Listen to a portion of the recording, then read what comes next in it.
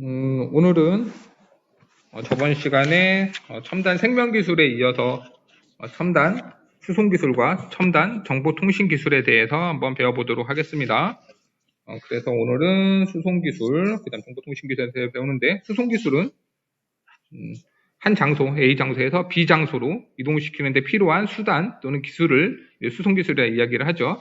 한 장소에서 다른 장소로 이동시키는데 필요한 수단이나 기술을 이제 수송기술이라고 이야기합니다. 그 중에서 오늘날 이제 각광받고 있는 첨단 수송기술에는 어떤 것들이 있는지 소개하는 단원이라고 이제 보면 될 것 같습니다. 오늘날 수송기술의 특징이에요. 오늘날 수송기술의 특징은 첫 번째, 융합하고 있다. 정보통신 기술뿐만이 아니라 다양한 기술과 융합하면서 이제 발전하고 있다. 이렇게 보면 되고요. 그다음 두 번째 특징은 이제 친환경 쪽으로 발달하고 있다고 보면 돼요. 친환경 수송수단 개발이 가속화되고 있다. 에너지를 절약하고 환경 오염을 줄일 수 있는 친환경 수송수단 개발이 이제 가속화되고 있다고 보면 됩니다. 또 우주 항공 기술과 이제 해양 수송 기술 이런 것들도 함께 이제 지속해서 이제 발전을 하고 있다. 개발이 이루어지고 있다. 이렇게 이제 보면 되겠네요. 그러면은 넘어가서 180 이거 교과서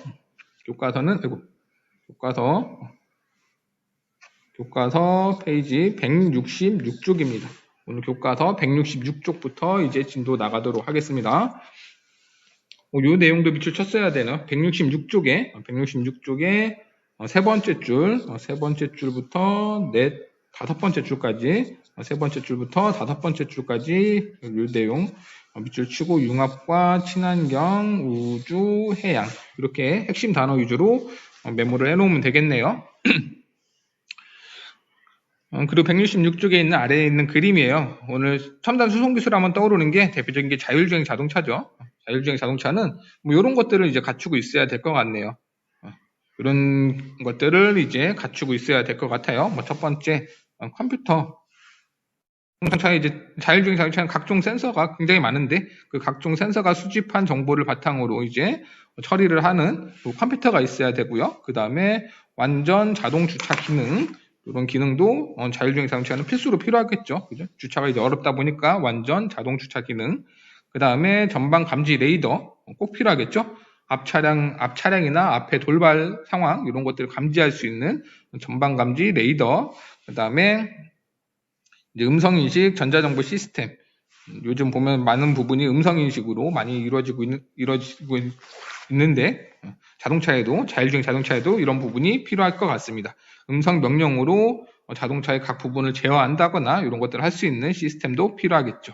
그 다음에 운전자 정보 시스템 이런 것들이 자율주행 자동차에 꼭 있어야 되는 요소들인 것 같아요.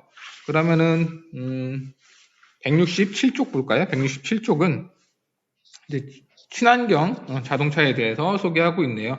친환경 자동차의 종류, 요 영상은 지금 같이 보기는 어렵고 일단 유튜브로 첨부해 놨으니까 아래쪽에 유튜브로 많이 첨부해 놨어요. 관련된 영상들 여기에 포함된 영상은 유튜브로 파일로 따로 첨부해 놨으니까 유튜브 링크 들어가서 시청을 각자 이제 해주면 될 것 같아요. 수업 끝나고 난 다음에 선생님 이론 수업 끝나고 난 다음에 영상은 따로 시청하는 걸로 하도록 하겠습니다.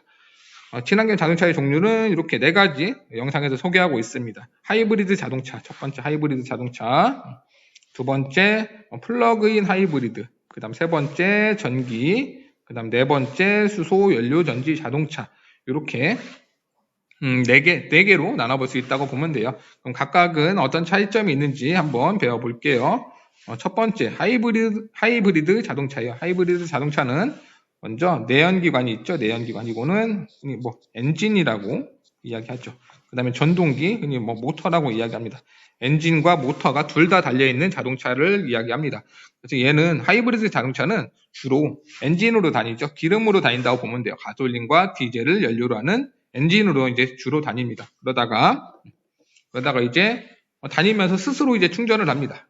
엔진으로 다니다가 브레이크를 밟거나 감속을 하게 되면은 회생제동에 의해서 축전지의 전기를 충전을 하게 됩니다. 스스로 충전을 하죠. 여기서 스스로 충전을 합니다. 발전기를 통해서 충전을 하고요. 전기가 어느 정도 충전이 되면은 이 모터로도 같이 다닙니다. 엔진을 보조해서 모터로도 같이 다녀요. 뭐 모터로만 다닐 수도 있어요. 뭐 저속에서는 모터로만 다니기도 하고 합니다. 같이 이제 그러니까 엔진을 보조해서 모터로도 같이 다니는 형태의 자동차, 하이브리드 자동차라고 이야기하죠. 동력원을 이제 두 개를 쓰죠. 두 개 이상을 사용하는 자동차를 이제 하이브리드 자동차라고 이야기하고, 요 하이브리드 자동차는 좋은 점이 당연히 연비가 좋아지겠죠. 연비가 좋아지고 또 동력 성능, 엔진을 보조해서 모터도 함께 도와주기 때문에 동력 성능도 향상이 됩니다. 또한 공해 물질 배출도 이제 적어지게 되겠죠. 왜냐하면은 엔진으로만 다니는 것보다 이제 전기로도 같이 다니기 때문에 한마디로 연비가 좋아지기 때문에 공해물질 배출도 적어지게 됩니다. 하지만 뭐 공해물질 배출 당연히 엔진이 있기 때문에 배출을 하게 됩니다. 그럼 두 번째 플러그인 하이브리드 자동차가 있습니다. 플러그인 하이브리드. 이것도 마찬가지 하이브리드 자동차의 한 종류이기 때문에 전동기, 모터가 있고요. 내연기관, 엔진이 있습니다. 기름으로 다니는 엔진이 있어요. 그렇지만 얘는 다른 점은 하이브리드 자동차는 다니면서 스스로 충전을 하는데 이 플러그인 하이브리드 자동차는 다니면서 충전도 하지만 이렇게 집이라든가 충전소에 가서 전기를 꽂아가지고 충전을 할 수 있다고 보면 돼요. 축전지에 전기를 미리 충전을 해 놓을 수가 있습니다. 충전을 해두고 그 다음에 평상시에는 모터로 다닌다고 보면 돼요. 평상시에는 모터로 다니다가 전기가 다 떨어지게 되면은 방전이 되면은 그때는 엔진으로 다니는 거라고 보면 돼요. 평상시에는 모터로 다니다가 전기가 다 떨어지면은 엔진으로 다니는 자동차의 형태 플러그인 하이브리드 자동차라고 이야기합니다. 단거리에서는 전기로 주행을 하다가 전기가 모두 소모되면 방전이 되면 내연기관을 이용하는 자동차. 이해되죠? 그러니까 평소에는 모터로만 다닌다. 그러니까 짧은 거리를 계속 왔다 갔다 하면서 충전을 해준다. 집에서 충전을 해주고 회사에서 충전을 한다 하면은 얘는 내연기관을 안 쓸 수도 있다고 보면 돼요. 모터로만 다닐 수도 있다고 보면 돼요. 근데 멀리 장거리를 갔을 때 충전한 전기가 다 떨어지면은 그때는 기름을 넣고 이제 엔진으로도 다닐 수 있다. 이렇게 이제 보면 되겠네요. 차이점 구분되죠? 하이브리드 자동차는 자동차 내에서 스스로 충전을 하는 거라고 보면 이 플러그인 하이브리드 자동차는 전기 자동차처럼 충전을 해가지고 평소 충전을 해둘 수 있고 평상시에는 전기로 다닌다. 이렇게 이제 보면 됩니다. 그럼 전기 자동차가 있네요. 전기 자동차. 얘는 뭐 대표적인 게 테슬라죠. 테슬라라고 하는 회사에서 만든 자동차, 대표적인 전기 자동차의 하나예요. 얘는 뭐만 있어요? 얘는 모터만 있습니다. 엔진이 없죠. 그러다 보니까 환경오염 물질을 배출하지 않습니다. 배출하지 않는다는 얘기야. 화석연료를 쓰지 않으니까. 그 다음에 또 변속기가 필요가 없습니다. 이 모터로 돌아가다 보면 변속기가 필요가 없지. 그러다 보니까 자동차의 구조가 굉장히 간단해집니다. 자동차의 구조가 굉장히 간단해지는 그런 장점이 있어요. 요즘 요 전기 자동차 많이 개발하고 있습니다. 그래서 뭐 EV라고 많이 써있죠. 그죠? EV라고 써있는 게 전기 자동차라고 이제 보면 됩니다. 하이브리드 전기 자동차는 HEV고, 그 다음에 플러그인 하이브리드 자동차는 PHEV라고 이제 표시되어 있죠. 그 다음에 이제 수소 연료전지 자동차네요. 수소 연료전지 자동차. 얘는 수소를 연료로 해서 이제 결국에 연료 전지 자동차이기 때문에 얘도 마찬가지로 뭐로 다니냐면 엔진이 아니라 얘도 모터로 다닌다고 보면 돼요. 모터로 다니게 됩니다. 전동기로 다니게 됩니다. 연료전지가 있고 여기에서 이제 전기가 생산이 돼서 이걸 통해서 수소를 연료로 해서 전기를 생산을 해서 모터를 돌려서 다니는 자동차라고 이제 보면 되겠네요. 얘는 전동기가 달려있기 때문에 엔진이 없죠. 전동기가 달려있어요. 모터가 달려있으니까 공해물질을 전혀 배출하지 않습니다. 친환경적이고 수증기만 배출을 하게 됩니다.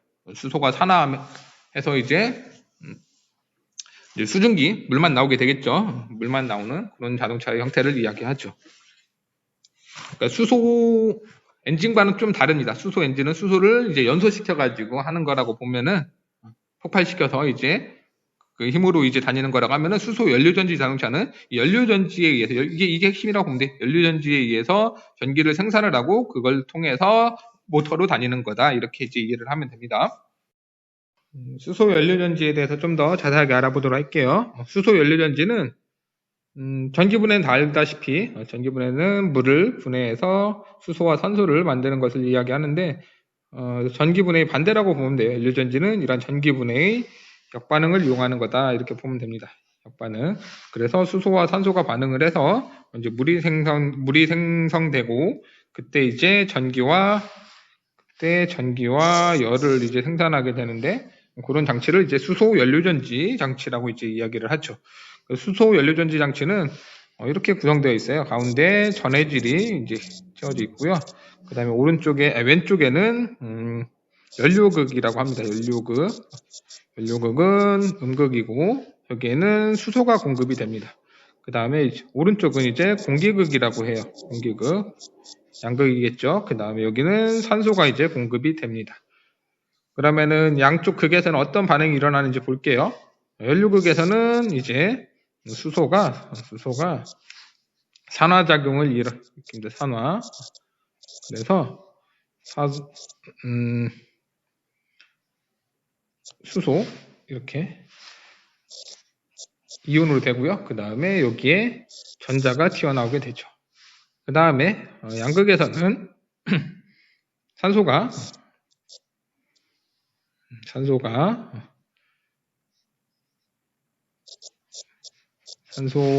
이제 전자와 반응을 일으키게 되고요.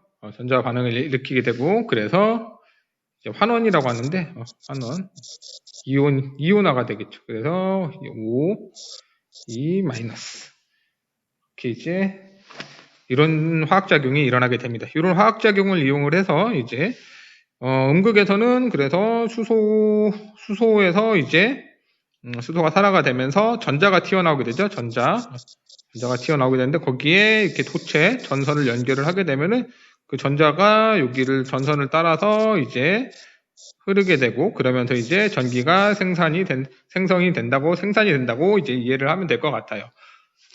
그렇게 되면은 여기는 H 이온, 수소 이온이 이제 여기 전해질 막을 통과를 하게 되고요. 그러면은 여기서 저쪽에서 만나서 어떤 반응을 일으키게 되냐? H 플러스하고 O 마이너스가 만나겠죠? 그래서 이제 H2O가 이제 물이 나오게 된다고 이제 이해를 하면 될 것 같아요.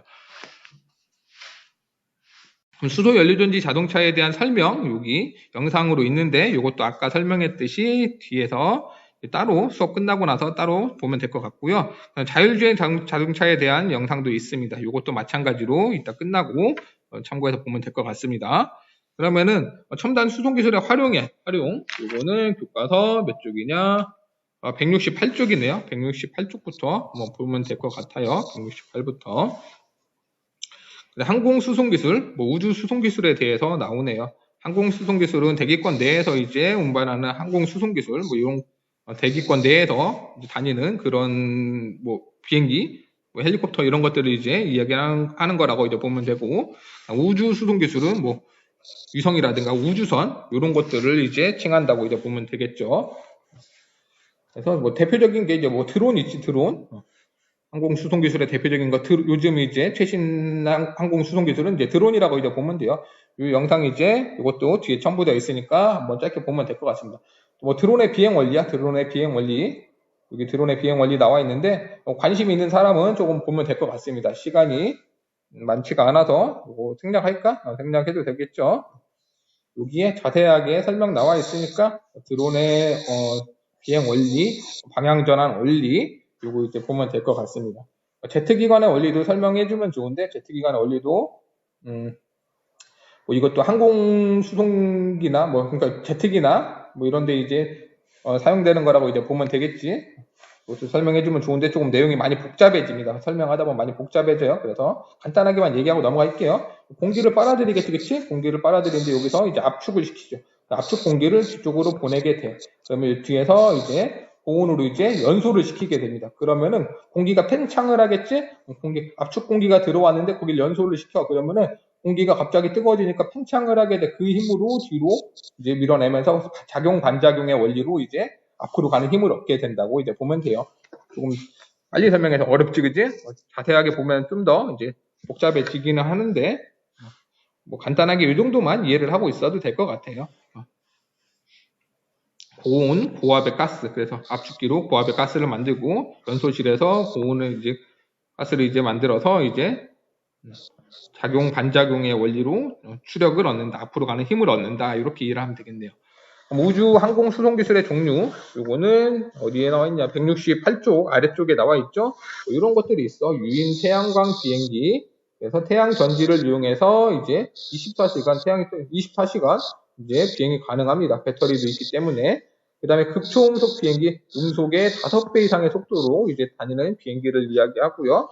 틸트로더, 요거는 뭐 헬리콥터하고 비행기를 합친 거라고 보면 돼. 헬리콥터와 비행기를 합친 거라고 보면 돼. 프로펠러가 있어서 수직으로 이착륙, 비행기 앞으로 가면서 추력을 얻지 않아도 그냥 수직으로 이착륙을 할 수 있다는 얘기겠죠. 틸트로더도 있고요. 무인 항공기 또는 이제 드론, 이런 것들이 이제 첨단 우주 항공 기술이라고 이제 보면 되겠네요. 그다음 또 더 있네, 여기.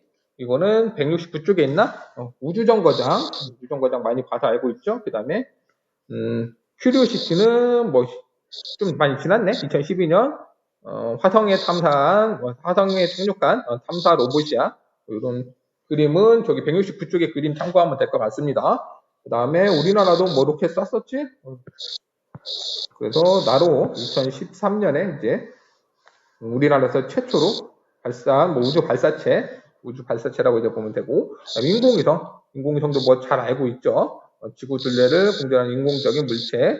그래서 뭐 다양한 역할을 합니다. 통신도 하고 방송, 과학, 뭐 그 다음에 지구 관측 이런 다양한 역할을 하고 있습니다. 요거는 이제 넘어갈게요. 그리고 해양 수송 기술의 종류. 여기도 이제 봐야 되겠죠. 교과서 얘는 170쪽이야. 170쪽. 위그선. 수면 위에 뜬 상태로 최고 시속 550km까지 이동할 수 있는 초고속선. 위그선. 그림 한번 보면 될 것 같아요. 뭐 해수면에 저항을 받지 않아서 뭐 에너지 소모가 적고 그러다 보니까 고속으로 이동을 할 수가 있습니다. 그 다음에 초대형 선박. 그냥 4배 크기 이상 뭐 되는 뭐 큰 선박을 이제 큰 선박들도 있고요. 그 다음에 호버크래프트. 이건 좀 보면 좋겠지, 그치? 선체 아래쪽에 압축 공기를 강하게 내뿜어서 물이나 땅 위로 약간 뜬 채로 움직이는, 물이나 땅 위에서 약간 뜬 채로 움직이는 그런 형태를 공기 부양선, 이걸 이제 호버크래프트라고 이야기합니다. 허공에 떠서 다니다 보니까 지면하고 이제 마찰력이 적겠지, 그치? 지면이나 수면하고의 마찰력이 적다 보니까 속도가 굉장히 빠르다. 이런 특징이 있습니다. 수중익선 이런 것도 있어요. 이것도 한번 읽어보면 되겠네. 그 다음에 또 옆에 몇 쪽이냐? 171쪽이네요. 뭐 드릴식.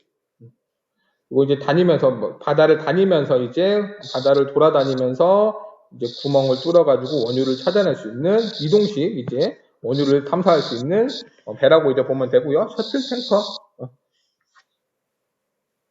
그 다음에 또 부유식 원유 생산 저장 하역 설비. 그 다음에 심해 유인 탐사선 2,500m 깊이 뭐 이런 데까지 탐사할 수 있는 유인 탐사선 이런 것들이 이제 해양 수송 기술에 이용되고 있는 첨단 해양 수송 기술의 종류들이라고 이제 보면 될 것 같습니다. 여기 170쪽, 171쪽 조금 더 자세하게 보면 좋을 것 같아요. 조금 더 자세하게 이제 용어 생소한 것들이 많지? 자세하게 보면 좋을 것 같습니다.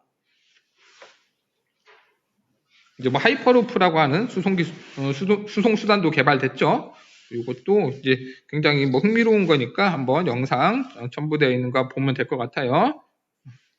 영상에 잘 소개되어 있습니다. 요거 이제 영상 첨부해 놨으니까 흥미로운 수송 수단이니까 한번 영상 시청하면 좋을 것 같습니다. 그 다음에 이제 퀴즈 2개 풀고 끝내도록 할게요. 답이 나와 있는데 내연기관과 전동기를 결합해서 사용하는 자동차, 연비와 동력 성능이 크게 향상되고 공해물질 배출이 적다. 요거는 당연히 하이브리드 자동차를 설명하고 있습니다. 그 다음에 무인 항공기, 드론이지 드론. 무인 항공기가 다 드론은 아니지만 무인 항공기는 사람이 탑승하지 않고 임무를 수행할 수 있는 비행기나 헬리콥터 모양의 비행체이다. 맞을까? 맞죠? 맞습니다. 동그라미. 그래서 여기까지 첨단 수송 기술에 대해서 한번 배워봤습니다. 이어서 이제 첨단 정보통신 기술에 대해서 이제 배워보도록 할게요.